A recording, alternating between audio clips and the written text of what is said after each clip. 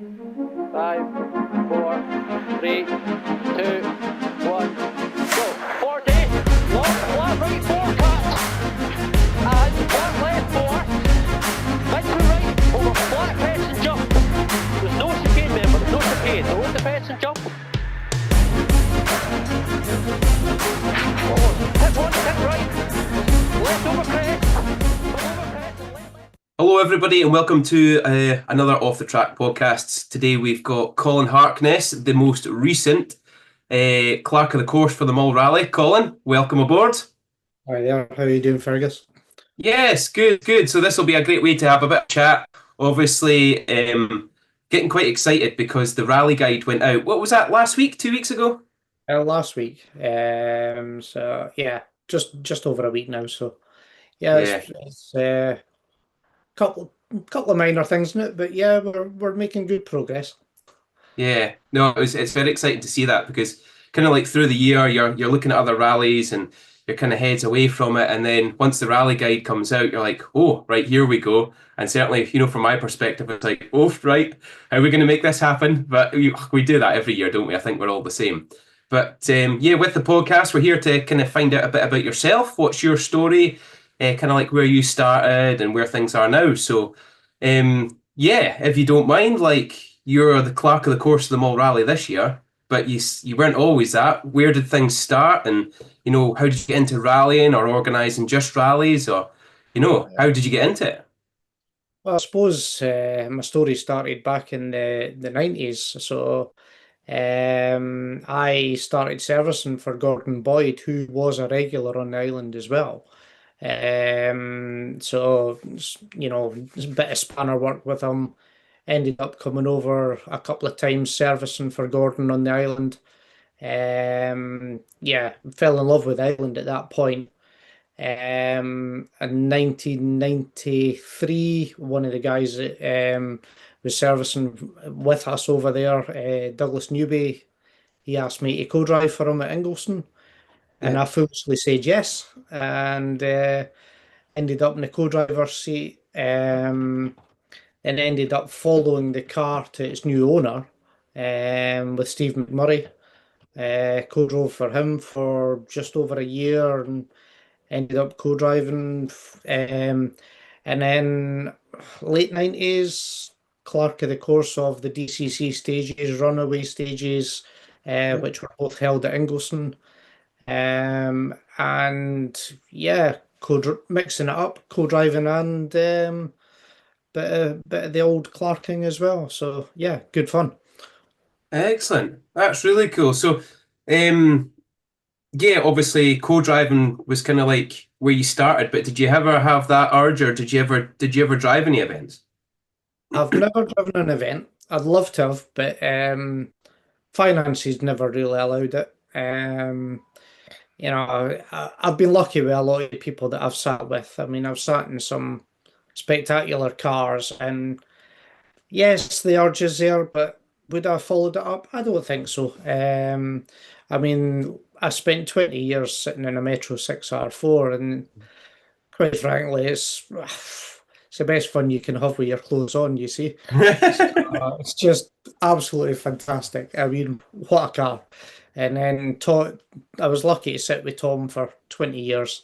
And we eventually moved on to the Skoda, and a little screamer of a car with a Millington engine, 4-wheel drive with a gear track box in it, and yeah, phenomenal machine.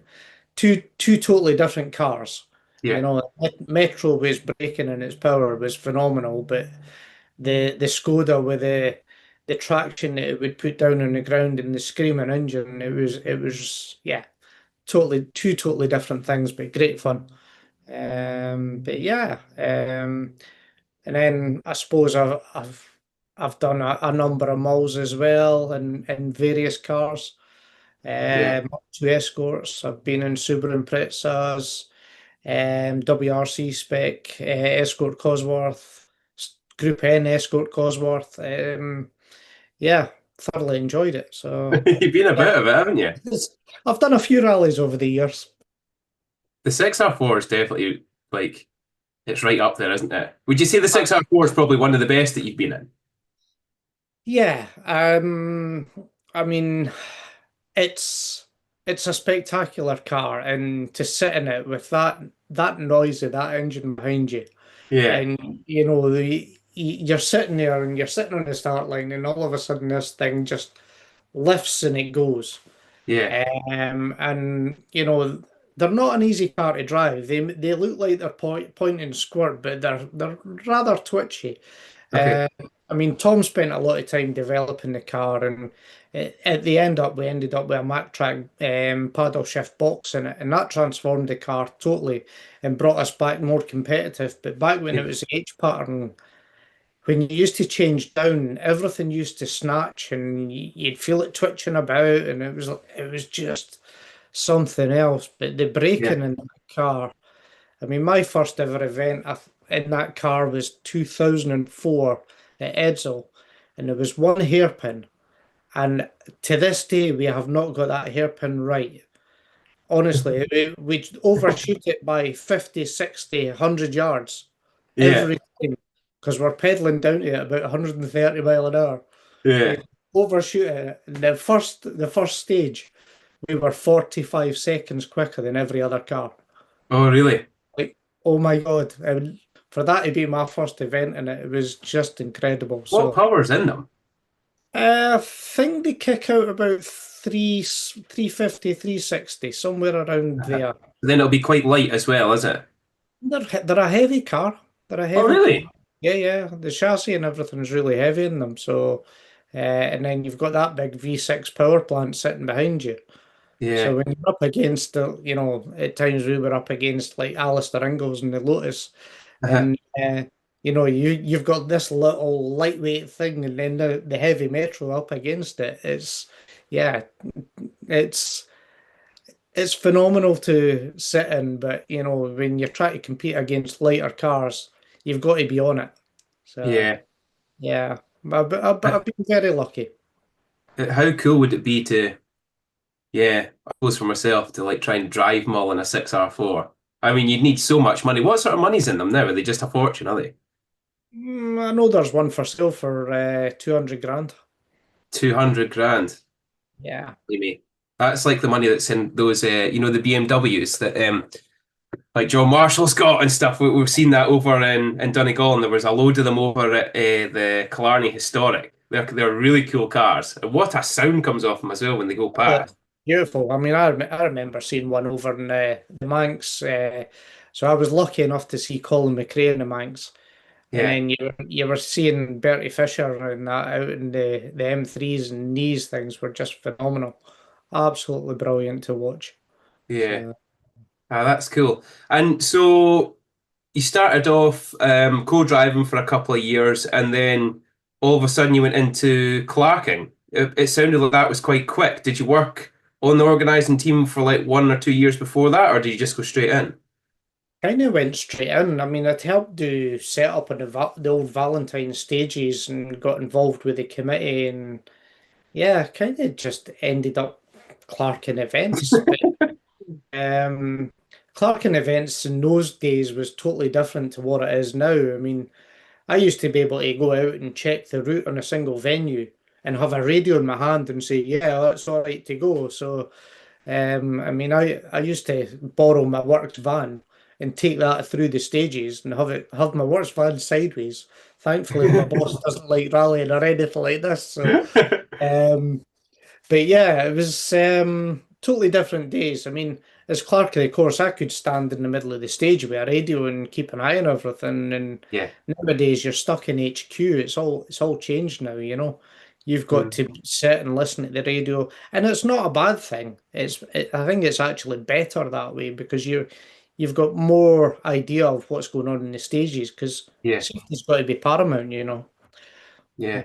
And more just kind of behind the scenes in a calm kind of state of mind. Like I was reading your like get to know the Clark thing on the Mull Rally press release, and you were kind of going on about teamwork and stuff, but then you were saying about like just having like coffee and stuff. It just keeps you going through just that nice calm environment. Well, I would say calm, but in that environment where you're away from all the hustle and bustle, you're kind of separated from it. Allows you to kind of look over the top of the whole thing and manage it and make the correct decisions. Is that would you say that's Yeah, I the mean, in reality, you're a manager, you're a team leader.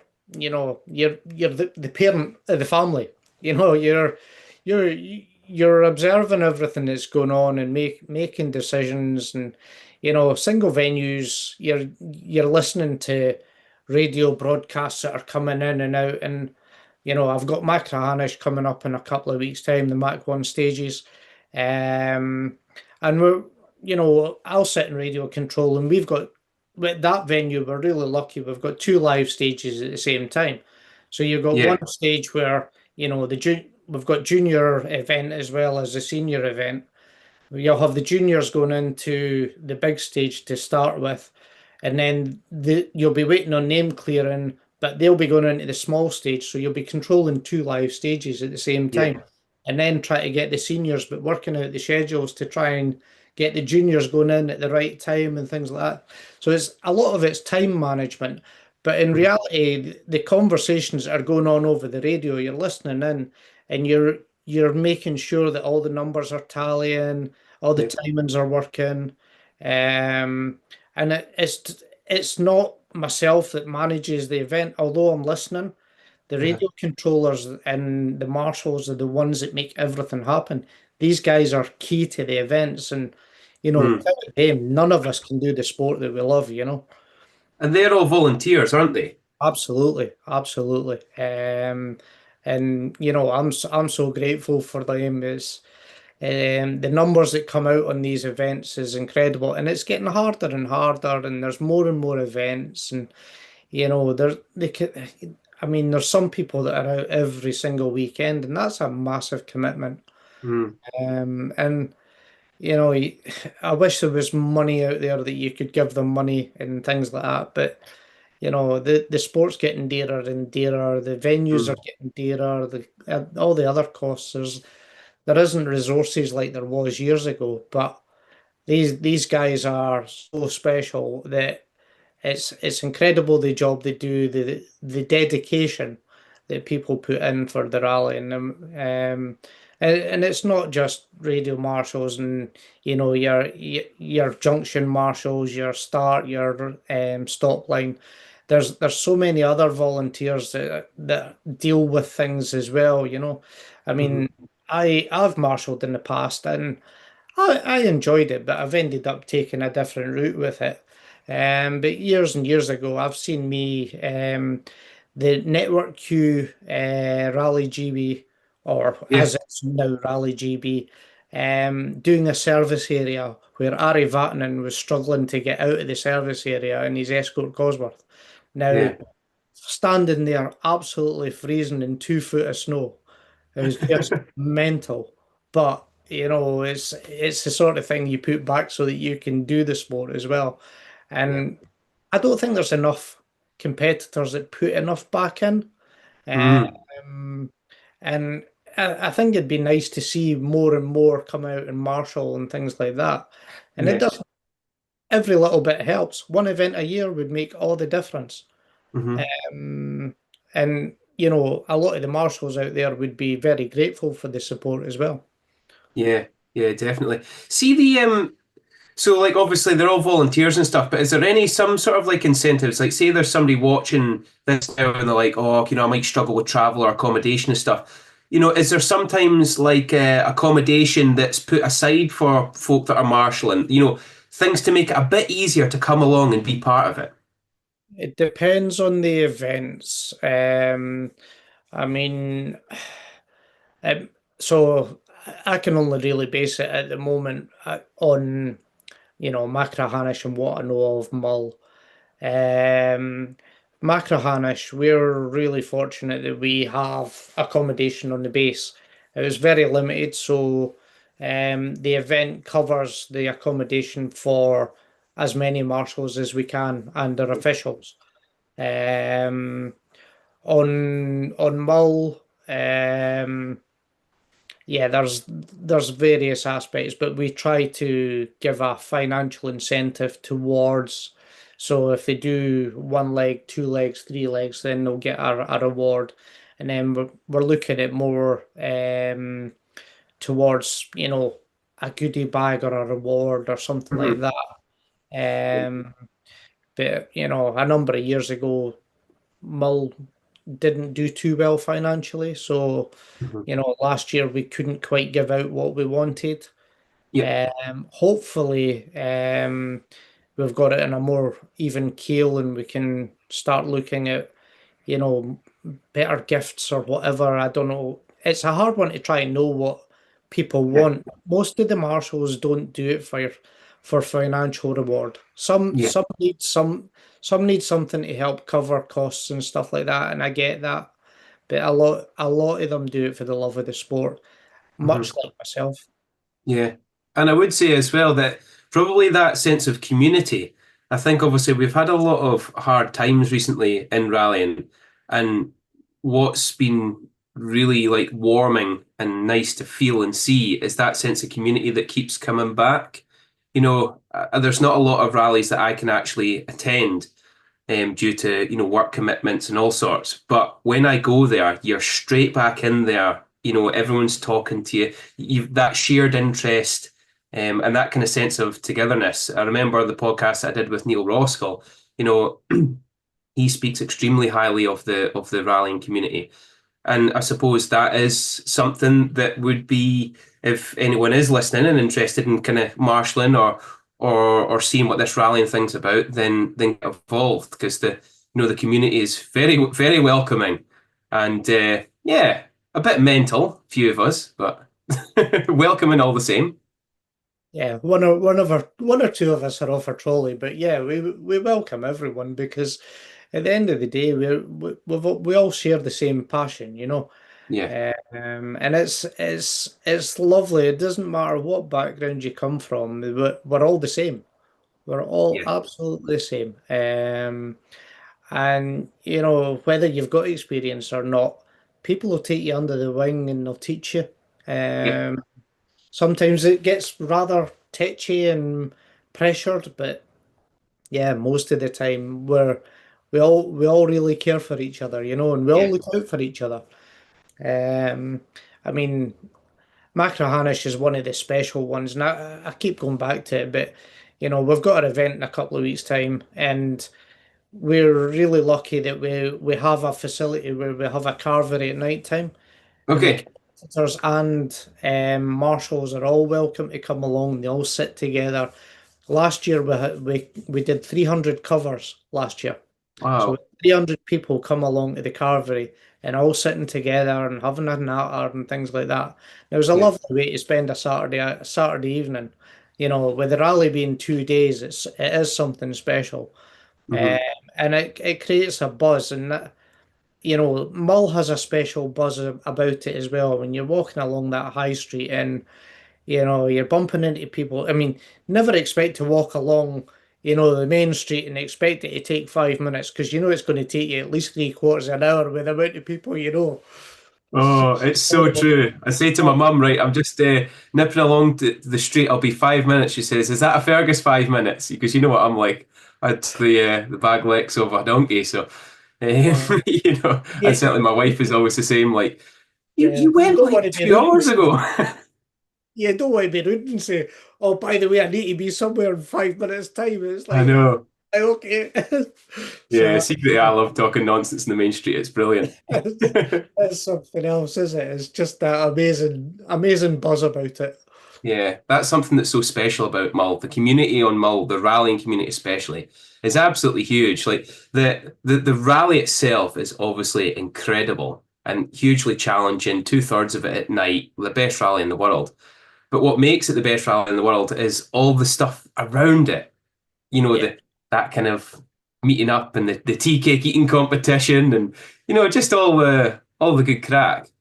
Why it is brilliant, is it? And there's a social aspect in the couple of days before it, and then you've got the event itself, and then Sunday night. The last year's probably the best I've seen a Sunday night in Tobermory for a long time.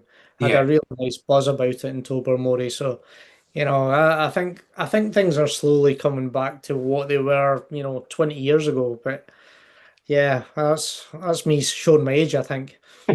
That leads us on nicely, actually. So that was one question I had. So again, in the press release on the Mull Rally thing, we kind of said, let's meet the new clerk.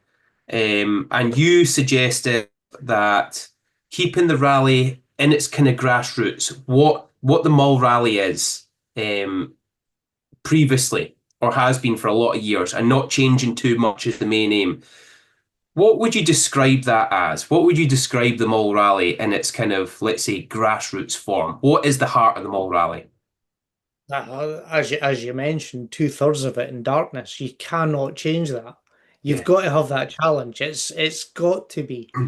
And then you've got that challenge of the daytime in 30-second starts, and that's when people are, catching each other and trying to overtake each other on the narrowest lanes in, the UK. It's Yeah. nuts.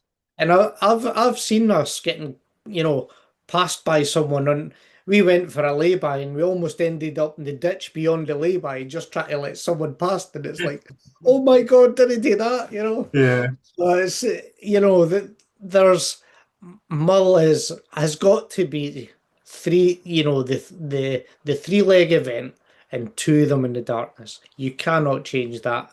And I I love the fact that, going down to Ardturn as well. Yes, it's miles away from everything.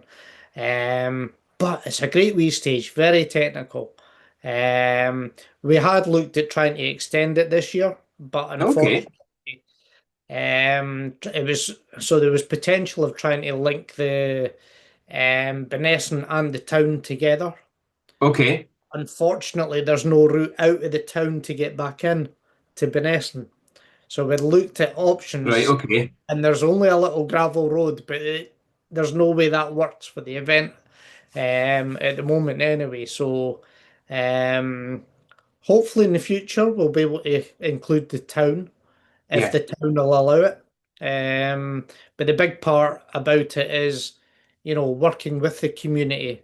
The Mull community is a massive part of the rally, and it does welcome us. Yeah. And I know the dynamic on the island's changed a lot over the years, with more and more um, retirees coming onto the island. Yep. And a lot of them don't understand what Mull Rally is and what Mm. Mull Rally brings to the community. And I hope we aren't a hindrance to the community, Yeah. because we want to work with the community. That's a big thing. So it's a rally and a community, and we're very fortunate that at the moment we don't have much issues with the local community, Hmm. and it's just try to work with, one of our biggest things in the community is the farming community. The Yep. farming community do a massive job for us in the rally by, moving all their livestock off the roads and putting them in fields, which they don't normally do through the year. Yeah. Um, and that's a massive amount of work for these guys because, they've got to work their feeding times in between the rally as well. So, Of you know, course. Yeah. If we um, didn't have that buy-in from the farmers, would we not be able to do certain stages? Like, would that put a stop to a lot of the things? Um, I think it would cause problems because, if there was livestock on the stages, then, somehow we'd have to try and move them, which would either cause delays or just cancellations of the stages because it'd be unsafe. And we don't Yeah, want of that. course. So, the farming community is massive to the event. And as I say, very grateful to these guys. And then all the residents that end up, penned in, they're having to plan their shopping or, their work day or whatever around the rally as well. It's a whole island thing that makes it work. Yeah, Yeah, but they do make it work, and big thanks to them. Without their support, we'd be a bit scunnered, I suppose. Um, absolutely. what I would like to do is we're leading on just nicely, talking about our turn stages and trying to visualize a few bits. I'd like to bring up this year's route and just have a bit of a chat to you about that, if you don't mind. Yeah, sure. Here I am, interrupting another fantastic episode of the Off the Track podcast for an advert. But stick with me. The Project Podium Rally Foundation is there to help young drivers get into rallying through not only financial purposes, but through mentorship and a sense of community. And because we love giving back so much, everyone that joins up will get a Mull Rally Stages poster. And the best part is 100% of your donations go straight to the rally drivers. No middlemen, no admin fees, just pure rally support. A stage 1 patron could be the difference between somebody doing a shakedown stage and going into a rally blind. And the better you are prepared, the more confidence you've got, and the safer and better rallying. So what are you waiting for? Visit projectpodium.org today. It takes 2 minutes to sign up, all the information's there, and now let's get back to the podcast. Because that's always very exciting when the route comes out. You start kind of formulating in your mind how you're going to recce and what you're going to do. Now then, can you see that okay? Without my glasses, no, because that's a sign of getting old, so I'll have to put them on. But yeah, I can see that nicely, so there we go. So do you want to take the lead here and talk us through the route and basically how you came to decide this? Or, well, that's a good question all the same as well. Is this your decision? Was this your route? Or I think you told me that potentially Richard had maybe designed a lot of this route? That's correct. So Richard and the trustee, a couple of the trustees of Mull Rally, pulled this route together. So Richard, very grateful for him. He got the ball rolling for us before he stepped down, which was fantastic. He got us through the consultation and everything. So the work for Mull Rally 25 starts literally 2 weeks after 24 finishes. So, there's no real rest time. But, on to this year's event. I mean, traditional, we're starting with Mishnish, but this year we're starting before the Crossroads. So the Crossroads is going to be the spectator stage, spectator area. So it's just lengthening it a wee bit, but giving a little spectator area, which is walking distance from Tobermory. So, and is this starting, Colin? Is that starting down at the top of Riverside then? Is it? So it's at Albert Street. Just up from the graveyard. Oh, right. We're coming down that direction. Okay. Yeah. Ah, that's cool. That's something new, isn't it? You're going straight over the Crossroads rather than, taking a 90 or anything like that. So, yeah. Okay, that's interesting. That's quite cool. Yeah. So, and when it's running in either direction, we will be going over the Crossroads. So, apologies to the people who live down the Glengorm Road, but it will be shut off to anyone going down in that direction. So, just be aware of the road closure times. Oh, okay. So Mishnish Lochs, and then we're heading into Calgary. Yep. And then where are we starting for Calgary, Colin? How far back? It's at the traditional point. Off the top of my head, it's just it's gone off me just now. Sorry. So it means that you've got a good run of speed when you come up with the top of Drumgear. You're not starting on the hill, because it was a shame we'd started just on that part before, and it's always nice to get a good run at it, because that first series of corners, I always love watching John McCrone's in car through there when he's just kind of in in the little R2 car and stuff. He's just absolutely flat out. Brilliant. That's good. So we've got the nice fast bit there. That's excellent. I'm sure that's what it is. So sorry, I've not got the specifics on me. I wasn't that prepared. Busy day at work today. So that's all right. That's okay. And then we're coming trying to juggle rallying with work life. So not so easy. Yeah. Then into stage 3, which will be into Tuath. Yep. And then we go into service. Yep. And then we'll do the nice little road section down to Ardturn. Okay. 2 runs through there, and you'll do your first run coming from the main road, and then we've managed to get access to the cycle lane, hopefully. Ah, yes. which will give us the separate queuing for the because it caused a bit of a problem last year. Uh-huh. A Okay. wee bit of bottleneck down at the bottom. So hopefully we'll be getting the cycle lane sorted out so that we can use the cycle lane from the school Hmm. for the queuing for those going into stage 5. Okay. And then coming back up, we're heading into Screeden and then Knock. Now, what I have done this year is I'm going back to the traditional names of the stages rather Okay. than like Achnadrish or whatever. So you'll Yeah. see it's Mishnish West or Mishnish East.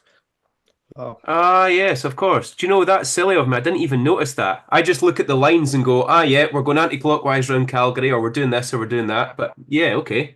So that'll we're stay the same. That'll be, well, we'll see when I flick over onto day 2, but it'll be like Knock South then, will it? yeah. Ah, that makes things a bit easier to understand. Well, that's what I thought. I mean, a lot of the marshals who volunteer to come onto the island, and they end up with one of the what was the newer names. They'll be going, "Where's that?" And then someone would turn around and say, "Ah, but that's Mishnish Locks," and you're like, "Aye, okay." Now, Achnadrish for someone that's been there many times is fine, but if you've got an old marshal who's coming back again, they won't know what it is, or a Yeah. new marshal, they know where Mishnish is. Yeah. So, I like the traditional part of it. So, um, as a group of organisers, we had a discussion about it, and we all agreed that we would go back to the traditional names. Sounds good. I like it. Makes things nice and easy. Yeah, think so. And then we're coming up into the Glen Hill Road. Yes, Now, Glen how Hill. far back is that starting there? Because the green dot looks quite far. Are we We're we're far enough away from the junction so that we can have a small queue, but okay? it's pretty much the whole of the Glen. Seriously? What, like right from back in the day? Right Yes, at yeah, the start of the cattle grid? pretty much. Wow, that's very exciting. Yeah. So we That's Glen cool. should And be. why has it not been? Why have we not been able to do that like before or done that for a lot of years? Is this the average speeds that's allowed us to do Uh, this? the average speed has made such a difference.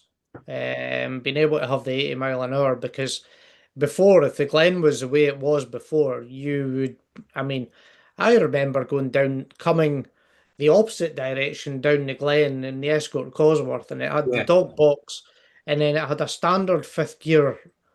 And it was so funny because you'd hear it, first gear, second gear, third gear, Uh-huh. you'd hear the noise of the gearbox. Yeah. And then you'd hit fifth and it was like you were flying because it just went silent. And you know Yeah. you're going fast when it's silent. Going down that Glen Road when it's silent is just the weirdest experience ever. So yeah. Yeah. But yeah, the average speed limits have certainly made a big difference to the event. Brilliant. Cool. Let's move on to day 2, Saturday afternoon. A nice simple set of stages, it seems. Yeah, so we're starting. So we're going to be the restart is at the rugby club at Okay. Garmany. Yep. So then it'll bring us down and round into Screeden. We had looked at Craigmure for the restart, but obviously, with your employer going to be quite busy at the ferry port, we can't just clog up the town. So Yeah. yeah, we're starting at the rugby club and then we're heading down and we'll come up Screeden and then through Knock. Um, and then we go to Tuath and Hill Road and then the Brilliant. Mishnish Lochs and then into service. And Tooth is starting at the same point as usual, just at the beach at Kilcronan. Yes. Okay. So a nice long stage. Yeah. And then you'll do service and then you'll go back and you'll do Tuath Hill and Mishnish again.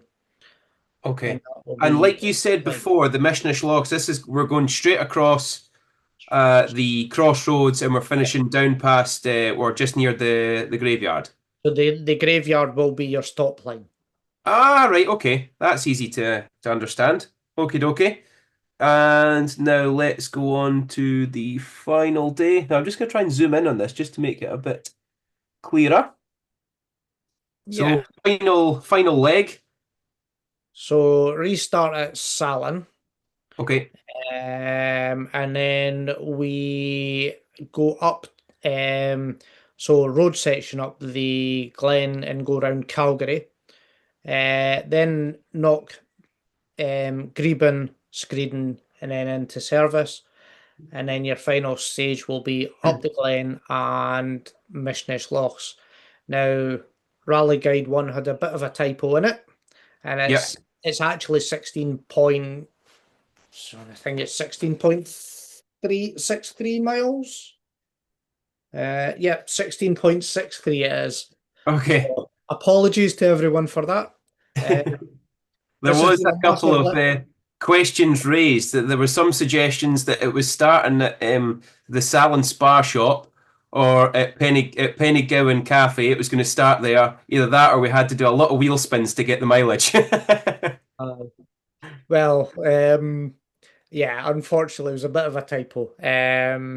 Just a bit of a learning curve from myself. I'm not invincible, so Yeah. uh, but And yeah, this one again, finally, is where are we finishing it? Is this again the same finishing it down at the graveyard? same finish at the graveyard, and then down into the car park for our the ceremonial finish sort of thing. So Now, yeah. there's an interesting question actually. So, if we're finishing there, will we turn left and go road section along the main street from the corner shop, basically?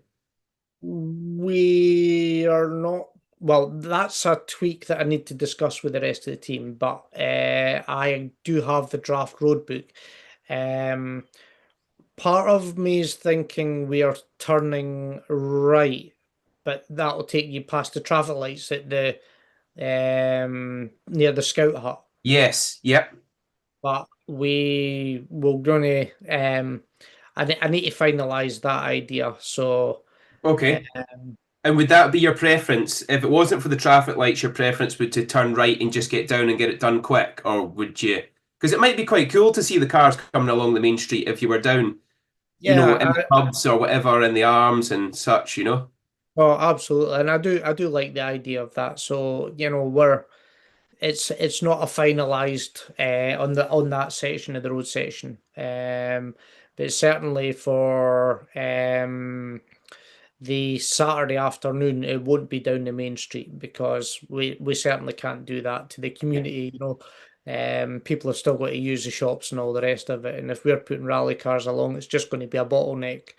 But Yeah. yeah, the well, the Sunday morning, yeah, it's probably a good shout. Yeah. Excellent.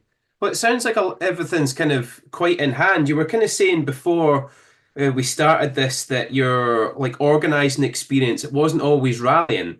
Have you clerked or organized events out with rallying in the past?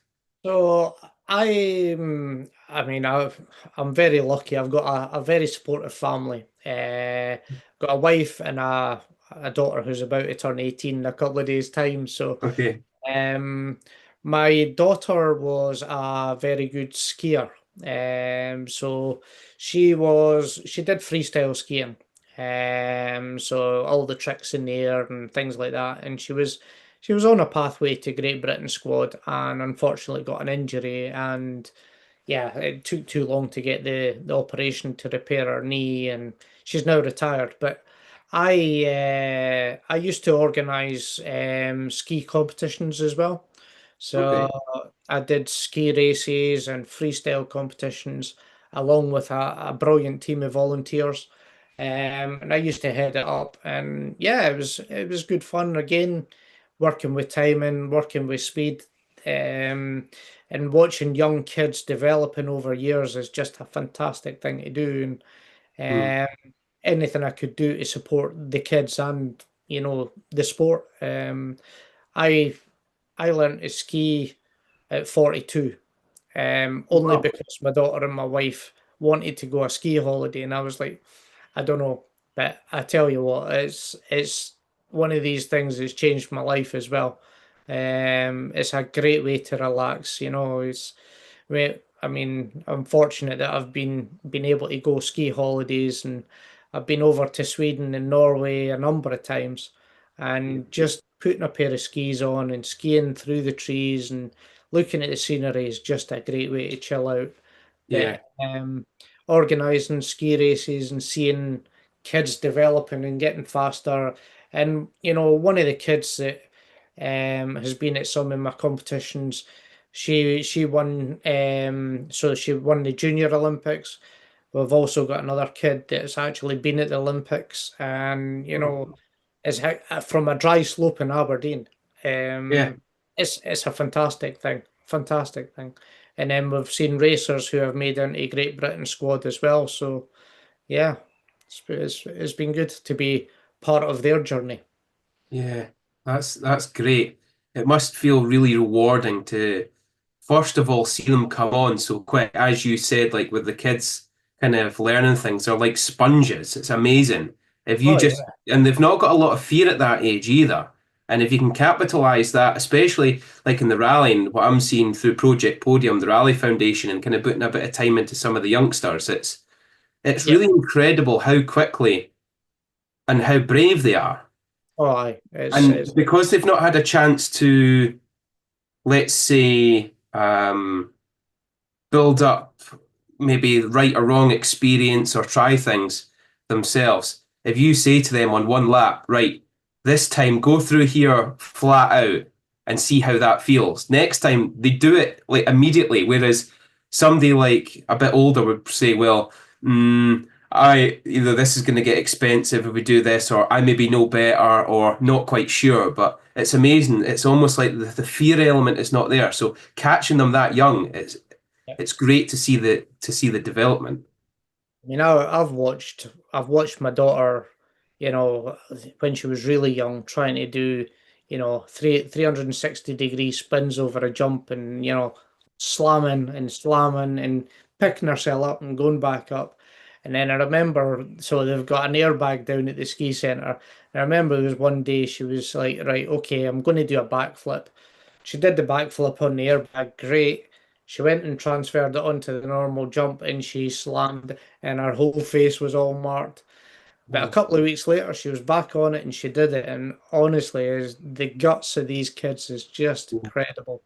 And then you watch the racers and they're crashing through these gates and they're slamming things, and you're like, I'd be flinching going through them, but Yeah, this it's brilliant to see. And watching kids develop in any sport's brilliant. And you know, I've got, as I've said, Macahanish coming up.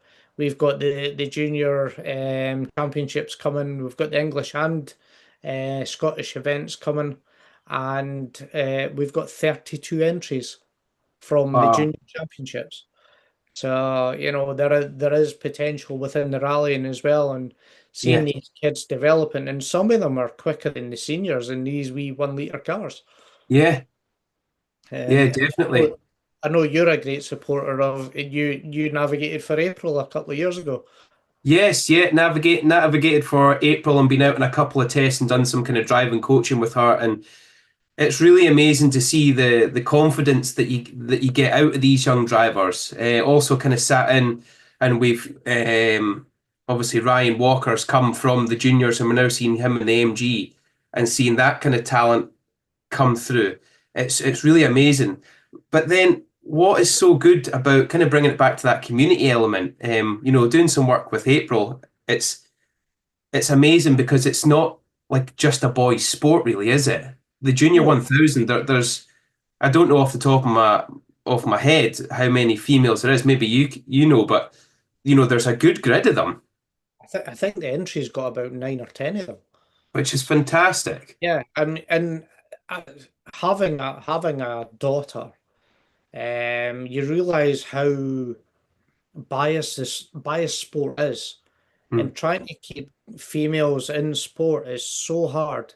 And I guess part of that is, they're more conscious of themselves earlier than boys are.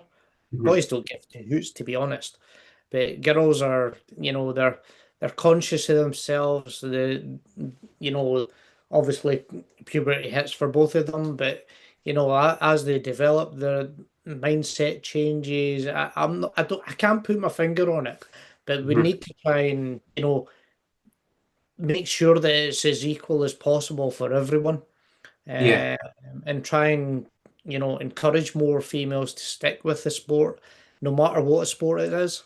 Um, and it's not making it different for people. It's just making everyone welcome and feel part of the community. yeah. Yeah, definitely. I couldn't agree more. And it's great to see the work that they're doing in the Junior 1000 Challenge. It's a fantastic Oh, challenge, and I would strongly recommend, anyone with, young kids, kind of ages 14 to 17, if they're interested in getting into rallying, it's a fantastic first steps. Getting into motorsport, there's a lot of options there. You can go, quad bikes, auto testing, go-kart racing, motorbikes. You can do such a varied amount of things. But if rallying is the end goal, certainly working on the go-kart will make you a smooth driver, but you might as well just jump in a rally car from the get-go. And yeah. it's doing fantastic work with these juniors. It's really teaching them so much so early on. It's awesome. It's lovely. It's lovely to see it. And we were at Ingleson. We were part of the first year of the junior, and as I've seen it develop over the years, it's certainly become something amazing. And when Digby came up with it, sadly he's left us now, but he came to us with the idea, and he developed the beginnings of a fantastic championship. And Yeah, the committee have certainly built on it. And there's as I've gone through that, there's other options after that. Like, the Scottish Tarmac Championship, the Single Venue Championship, even the SRC. If you want to go into a mix of the woods and the tarmac, there's so many options after junior. It doesn't have to stop just at the juniors. yeah, yeah. Hopefully, it helps to provide a kind of feeder lane into the Mull Rally. Uh, 'Cause that the, would de- the that demographic of the Mull Rally is certainly, let's say, slightly older in most cases. So we're not going to keep on to these drivers forever. So we need to, bring in some fresh blood and keep it going. Absolutely, and that also goes for the teams that are helping to run the events. We're not getting any younger as well. Yeah. I mean, I keep thinking I'm still in my 20s, but I'm way over that now. But as you look at the people that are doing all the senior roles, especially, we're all getting older. We're not going to be here forever, and unless people come forward and help to learn the sport, and it's nothing to be scared of. I actually get probably as much adrenaline buzz, clerking an event as I Mhm. did sitting in a rally car.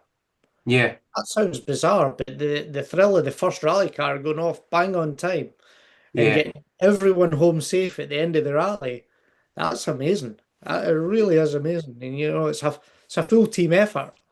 But And that thrill, that's got to come from, big thrills, and that adrenaline rush comes from pressure, I suppose. You've obviously been deputy clerk. Now, was it 2 years or was it longer? How I did 2 years. you did in two Two, years? two, 2 years on Mull, yeah. And So then how will the role for you differentiate from that role to now stepping into the clerk's position? And is there, more pressure? The buck stops with you kind of thing. yeah, I mean the buck certainly stops with me because it's my name that's at the end up. But in reality, we go into it as a team, and you can't do this without a team around you. I mean, it's since pretty much since November, we've been having meetings every 2 weeks, and that's a team of at the moment I think it's 15 that Wow. are having these meetings. And then off the back of that, there's splinter meetings, which is dealing with your safety teams. And, I think I've got a scribble down. That's a team of 8 that deal with that one. And Hmm. then we've already got our stage commanders in place. And that at the moment, we're having meetings with 13 people just to try and get the stage commander teams right. As Hmm. it filters down, that volunteer group grows and grows and grows as the year goes on until Yeah. we eventually end up at the rally. and you're probably talking in the region of 300 to 400 people Wow. just for Mull Rally. That's a And huge effort, really, isn't it? yeah, but without every single person putting that little bit of effort in, we've got nothing. Yeah. Yeah. Um, I mean, yeah, there sounds like there's, a hell of a lot going on in the background. yeah. And I suppose moving on, it's probably a topic that is a difficult topic where, we want to move forward. But I think folk were kind of wondering with this year, obviously there was like penalties or whatever happened, and there was a kind of change of winner, and Paul ended up getting a penalty and coming third, and Daniel Harper won the rally. It took quite a long time for that to come out. I don't think people were quite aware that anything was going on in the background. Why does something like that take so long? So it's part of it's a process. So if there's an appeal, it goes to the clerk of the course initially. The clerk of the course will initially, if it feels that he's right in the decision that's been made, um, he'll initially throw that out. Then the competitor has the right of appeal to take it to the stewards. Hmm. If the stewards then throw it out, then they can take it to national court. In this case, the national court put it back to the stewards, and then the stewards put it back up to national court. So each stage of this takes a long time to get all the paperwork collated and make sure that, getting the people to have the meetings at the right time and things like that. And it's unfortunate that it took so long. But at the end of the day, we've ended up with a result, and we've got a fantastic winner in Daniel, who we're very grateful for. You know, he's done amazing things on the event. He's very welcome at the event, and himself and Martin's first win. I think it's Daniel's third win. Yep. Um, and Paul ended up with the penalty. Paul's taking it on the chin, and as far as I'm aware, he's really looking forward to this year's event. So, Yeah. um, I yeah, the process isn't easy. Hmm. Um, it's partly when you're dealing with volunteers like the stewards are, trying to get them to, you know, have their meetings at the right times, and then national court isn't a quick process either. But yeah, I mean, we're at where we're at. We're trying to draw a line under it, and 2025, a lot of the team's still the same, but I'm different, and Yeah. you know, I'll tell you a story about the time I was running an event at now RAF Lookers. So it was Granite Stages, Yeah. and I was sitting in rally control, and the radio had said, right, the first car's about to go off the start line in 5, 4, and I heard a metro light itself up and take off. Now it happened to be the metro that I had navigated in for about 12 years, and I Yeah. had to apply a penalty to Oh, did you? the driver. And it's like, why would you do that to me? But at the end of the day, I'm all for fair sport, and I'm not saying. I mean, Richard didn't do anything wrong. He thought he had done the right thing. Yeah. Um, and Richard's a volunteer like everyone else, and we all try to do the right thing. Yeah. It was found that the Paul had should have got the penalty, and that's what the outcome was. So, Yeah. we draw a line under it and we move on. Yeah. Definitely move on and look forward to this year. It seems that it's great talking to you. It sounds that a lot of everything's kind of in hand, quite proactive. It's you get that sense of you're really kind of leading from the front here, which is very exciting. Some fantastic changes in the route. Some different starts and stuff. That's all exciting, and it sounds like we've got a good year ahead. Yeah, You must be quite looking forward to it yourself then. I am. I'm enjoying the teamwork. And my wife is not quite so patient at times. It's like, what meetings have you got this week? It's like, well, I've only got one on Monday, Wednesday, and Friday this week, and it's just like, oh my God, are we ever going to have a social life? So it's like, it's really hard for her. The impacts on family out with is massive. But I know this year is going to be the hardest one for myself. I've got a couple of new deputies that have come on board, and young Mark Forsyth, who stays up in Inverness, he's snowman background with Andy Jardine. Yes. He's just getting he should be signed off for his clerk ticket now. I know he's certainly signed off for being a deputy on the event, and he's keen to learn and develop and come along on the journey as well.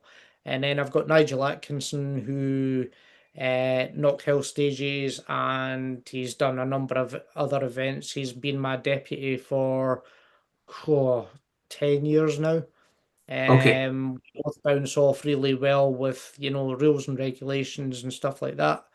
And then I've got the two amazing people from Ulster coming over, and Philip Murray and Wayne Turkington. So Okay. very experienced clerks as well. And they'll probably help to manage it out in the field. I've got Sue Saunders from Motorsport UK. So, as a clerking team, we've got a really strong team. The Yeah. safety team is just incredible as well. Nothing's changed to what it has been, but why would you change anything that's so strong? And then, Yeah. right down into the stage teams are incredible as well. These stage commanders that we've got are just second to none, and the teams that they bring along and want to work with them. I'm just so privileged to be a little part of a massive team. Yeah. But as it develops next year, I'm hopeful that this year I'm having to do a lot of the work, but Okay. next year the teams will be able to do their own things because I'll have a better understanding. Yes. Uh, but this year alone, I'm probably 250 hours spent on the event so far. Wow. That's a Uh, huge amount of time. yeah, but we do it for the love of the sport. I hate to think the hours that the guys that have to do setup books for the setup teams, the safety planning. Already we've got all the rescue and recovery teams in place. We've got all our medics already in place, and that's down to the teams doing their bit on the side. Is that Uh, ahead of schedule then? I would say we're probably a couple of months ahead. Brilliant. But That's good. it's a nice feeling. But I like to be ahead of things. It's Yeah. I I I mean I would rather a little thing came on bit me in the ass just before the event rather than massive things. And Yeah. if we can get everything in place, and it's hard on an island, especially trying to get people and resources onto an island. You know Mhm. yourself, you lived in it for Yeah. so long. You know, booking ferries for Mull week and weekend is so hard. Yeah. So you've got to have all these guys booking way in advance. So Yeah. yeah, and accommodation as well.